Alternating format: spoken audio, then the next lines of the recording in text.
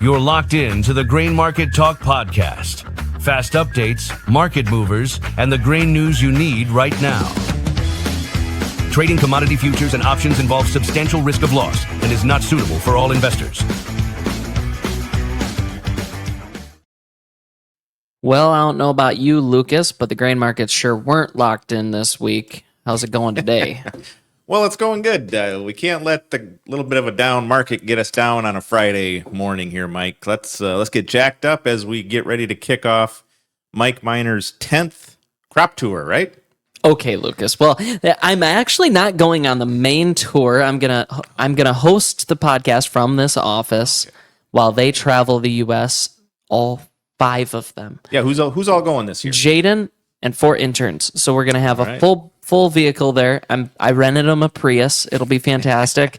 And so they're going to do their 2,000 some mile road trip across the U.S. I'll have Cade bring it up on the map here, showing the crop tour route. And it should be an interesting tour this year. Very wide range of yield expectations, probably compared to normal yet. You've got people at 188 and people at 175. So wide range of expectations. But if you go to our website, you can click on follow the tour. It'll be right at the top, right in the big center of the screen. It'll take you to this. This is just the crop tour map route. The little targets there, pins, are going to be each stop, basically. It's going to adjust a little bit by this podcast, but what you're seeing is basically the red tour is the southern tour. That's going to be those 5. And then I'm going to do a northern tour in this part of the world here, Lucas. We're looking forward to it. It's going to be a great tour this year. If you want to look at the yield calculator and see when we plug in state yields, you can mess with that right on that screen there. You can plug in what yield you think Iowa is going to be at, and it'll adjust the final yield down below for you, given the situation. So if you think you want to come up and give a yield guess as well, you can play around with that tool. And we would love on the next tab for you all to take some field samples, take stand counts, count some ears, send them in. Let us know on your own farms what your little crop tours would suggest to us that you're seeing out there compared to normal. We would love to hear the feedback on TikTok or Twitter, email, etc. We're all for it. So we're really looking forward to this year's crop tour. It is an exciting time. I went on the crop tour, the whole crop tour once, and have done the northern route here for the last couple of years. It is a good time to get out, and a lot of times we all live in our little bubble, right? And we know what's going on locally, and we'll talk about that here in a little bit. But when you get a nationwide perspective and you get in a car and you drive 2,500 miles, you generally know what the crop is going to look like, or what it's looking like so far, I should say, right? Like we've done it in prior years, and then something's changed after that has affected the overall yield. But most of the time, by the 1st of August, we're a month and a half away from harvest really kicking off. So it gives us a pretty good idea. Excited for those young guys that are going to go on the tour, and excited for you to go on the northern tour, Mike. And I really like the fact that we put that final yield or field yield calculator on our website. So hopefully some of our listeners can take part in their own crop tour. And as they get out in the field and looking at stuff, grab some ears, do some counts, plug it in, and let us know what you're finding in your local area. That would just be even better. And it's also a fun opportunity to connect with our customers, because now we're going to have a customer stop in each state. Almost every stop we make is a customer stop, so it's going to be really exciting from that perspective too. Lots of data behind each one of our stops, APHs, rainfall history for the year, how you think you're sitting compared to normal plant dates, getting a very much more in-depth, accurate perspective of what the crop's looking like. Yep, that sounds awesome. Looking forward to the results, and we'll have a podcast every day next week as they roll through and get some visuals on. So Sunday through Thursday will be that, and then we'll come up with a final yield and everything on Friday. Adjusted. Next Friday, all right. Next Friday. I can't wait for that one. But first, before we get to that, let's go back and talk about those markets that you wanted to bring us down right away with, Mike. What was going on this week in the corn and beans? I'll tell you what. We went through, going into the weekend, last Friday, we made new highs in November beans and December corn. November beans there, we ran up and we tested 1256.5 on Friday. December corn was up to 492. So really nice recoveries on the move, really nice movement going towards the end of last week. And then we went into the weekend. Now, most of the summer, I've talked about the big three: China buying, weather, and the Iran war. We added the Russia-Ukraine war in recently, so we've got 2 that we've been working on. But all 4 of those items at the pretty much same time through the weekend turned bearish. Yep. We had a weather forecast turn bearish in a pretty big way. That controlled the markets in the biggest way, I would argue. You had 2 wars that went into a ceasefire over the weekend, bearish. And then China maybe wasn't a huge fan of the fact that Trump bumped some tariffs from 10 to 25% globally. Haven't heard China retaliate, haven't heard any news there. They still made some purchases here even as of last night. But nonetheless, the market had some pretty good reasons to try to sell off through most this week, and that they did. 60 cents lower pretty much from their highs on Friday to today's trade. Corn again down 6. We're at 462 after, so we're 30 cents off on that one. Here's what's going on. When I look at the rainfall that we have had, really mainly last night was the big rain. Walk me through what you're seeing with recent rainfall, and then we can get into a little bit of the forecast just to show the big driver in the market right now is weather and why trade did what it did this week. Yeah, you bet. So, like you said, last week everything was trending pretty dry, and then this week kind of. Well, Sunday night, Monday morning, we started getting some models that suggest the driest areas of the Corn Belt were going to get the most rain this week. It probably, I would say it did happen, right? So I think, Yep. Kate, we sent you the 24-hour rainfall map. There you go, that one. Some big rains across areas that needed it, which is good, but you also see a big hole. Right, so this is the classic. We're in that hole, Lucas. Yeah, exactly. So the forecast is showing, this area of southeast South Dakota, southwest Minnesota, northwest Iowa that has been dry, that the drought monitor is creeping into and getting, increasing in severity in those areas. And everybody was looking at Thursday saying, here we go. This is our inch of rain we need, if not more. I mean, there was excessive rainfall warnings or watches out. And then you can see we just got missed a it. 10th. Yep, we got a 1/10 of an inch in Laverne and La Sioux Falls, Adrian. You name the spot, that's about what we got. Now you go a little bit outside of that, and you go up along Highway 12 there, Aberdeen, Wilmer, angling down 94 towards the cities, Mankato area. You're talking 4 to 6 plus inches. And they don't want that either, right? So, and then south, into northwest Nebraska or northeast Nebraska, actually got a nice inch to 2 was a good inches. Kind of exactly what they needed. So, locally, I think we all feel, well, we don't feel very good this morning, right? Like we were looking forward to it. It didn't show up.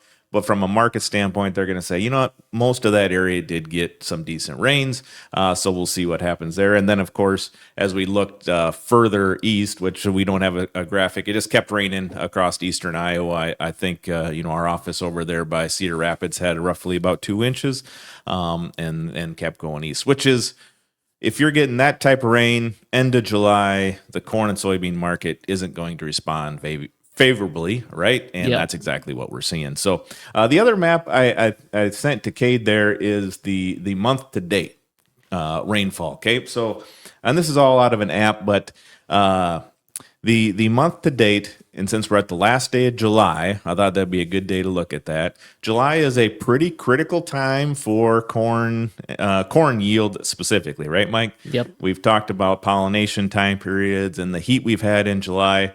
And when you start looking at the map, and I know it's blowing out a little bit, but those greens are an inch of rain or less, and the yellows are maybe creeping on 2 inches. There's a lot of areas that got by July with these small amounts of precip. The reds and things where you're getting 4, 5, 6 inches, and some of that happened last night, are a little sparser on that map. So this is what I guess I'm curious when our guys go on the crop tour. We started off, pretty dry. The crop got planted timely. No real big planting issues anywhere. pretty good development. We've had heat, especially in the north and western corn belt. Lots of heat pushing the crop along. Now I think is when you're going to see those areas that had those rains show up as you're driving through, right? Like you're not going to see the drought stress versus you're going to see significant drought stress depending on that month to date map on where you got the rains and where you didn't. And then of course you start looking ahead. And that's probably where your question is going is, okay, so we didn't get the rain in July. Locally, we didn't get the rain they forecasted last night. What's that going to mean to our yield? There's a lot of story left to write. At least I hope there is for the guys that didn't get any rain. What you're going to see is, obviously we're through pollination. If you guys are seeing some pollination issues out there of, maybe we got a little too dry or too much heat during that critical time period. But for the most part, the new genetics, the hybrids, they're bred to at least get pollinated during those stressful conditions, right? Now it's going to be about kernel fill and seed size. So like I noticed on our field calculator, we are defaulting to a 90,000 kernels per bushel.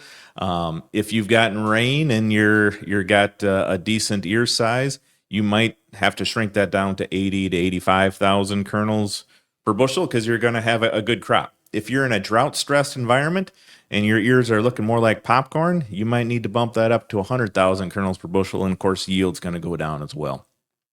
And all of that kernel development and size and fill has to be wrapped up before black layer, and we're running about 8 to 10 days ahead of normal in our local area.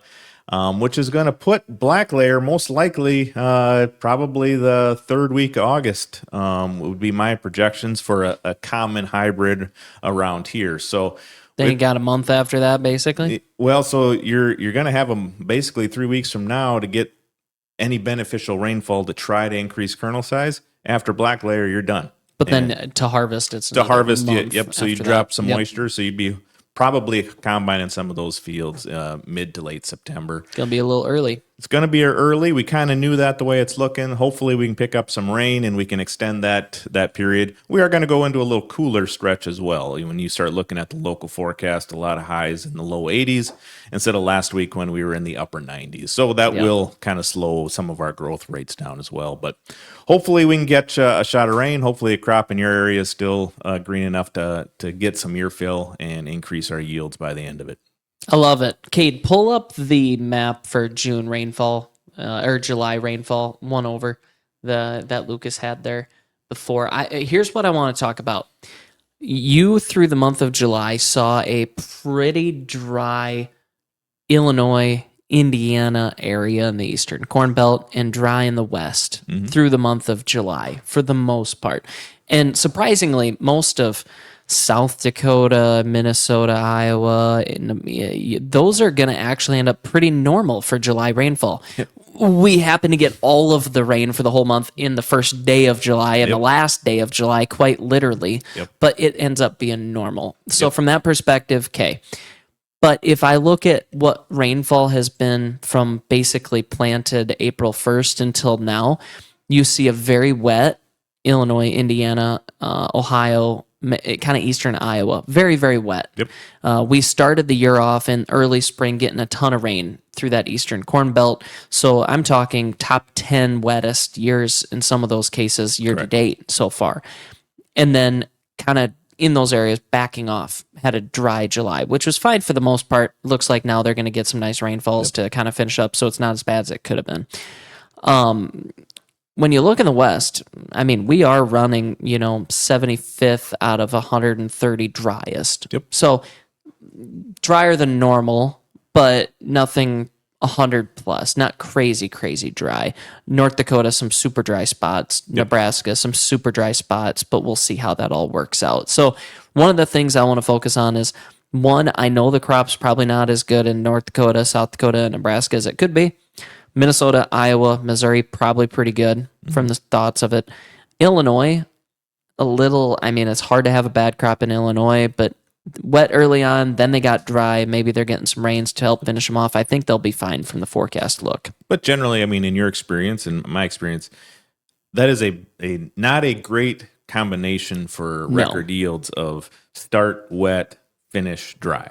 And No. then you have some excessive heat there, kind of right during pollination, right? So again, the overall moisture in the profile was probably okay, but when you hit that stressful time, you usually don't have great root development. You have all of those sins of wet planting or things that happen early in the season that they show up late in the season, and maybe some rainfall, beneficial late rainfall, kind of carries them through. And I guess that's what we'll have to have our guys look for when they're cruising through Illinois. I am curious to what they'll find for specifically tipback out there, the modern day corn killer.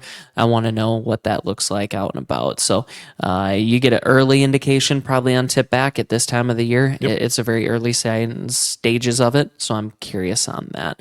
The last thing we'll end with on weather is the forecast in the middle slide there, Cade.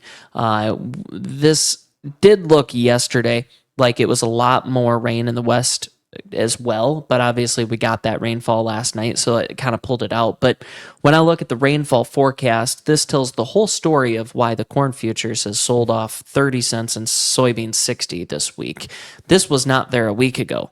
Longer term yield expectations, if you looked out, had pretty big decreases in it. Given the weather we've had, NDVI, satellite imagery, yield expectations and guesses, going into August WASDE, we are probably at a 187 to a 189 yield right now, given a lot of those yield expectations from looking at it due to those things. If you looked at a 15-day forecast at the start of this week or at the end of last week, that yield was supposed to be a 180 to a 183. They're supposed to take off 4 to 7 bushels this week and next week in weather. Now, if you looked out 45 days, it was like 175 on those yield expectations. Now, as we sit today, the 15-day forecast basically has us dropping, if anything, maybe 1 bushel. So 186, 187. And the longer term range now is still above trend. So with that being the case, this forecast that came in looks like it should benefit the corn crop national yield average in a very, very big way. And we've traded that pretty aggressively this week. So far, I know we're sitting in a hole here as we speak, but the rains are kind of happening. And it's a shorter term rainfall forecast. Next week's supposed to be pretty damp most of the week. I don't see anything huge, but at least there's some rain in the forecast, right? More than what we've had lately. So nonetheless, the crop in a critical stage, which we would argue now, since pollination isn't as critical as it used to be, it's going to do it anyways.